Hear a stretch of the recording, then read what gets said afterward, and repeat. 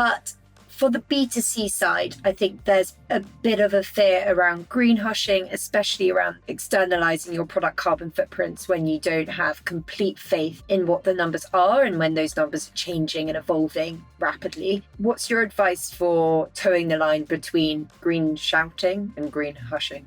Not everyone agrees with me when I say this, but an emissions number on a consumer product is more or less useless for almost every company. And the reason for this is the average consumer makes a purchase decision for an average product in about 9 seconds. Somewhere between 6 and I think 12 seconds is the data I've seen. In 9 seconds, the average consumer is not going to do the math problem. They are not going to say, okay, this is 0.62 kilos of emissions. What does that mean to me?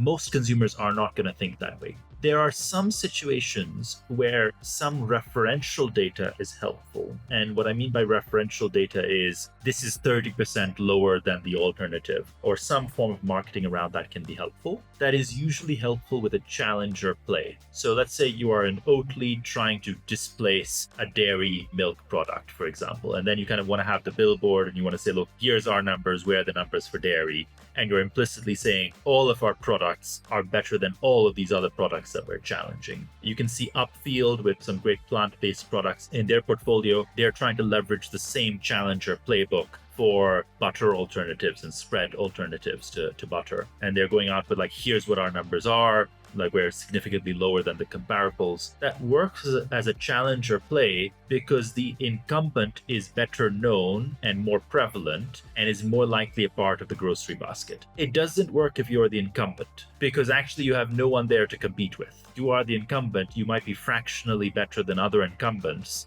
but that's a much harder narrative to sell to a consumer in 9 seconds.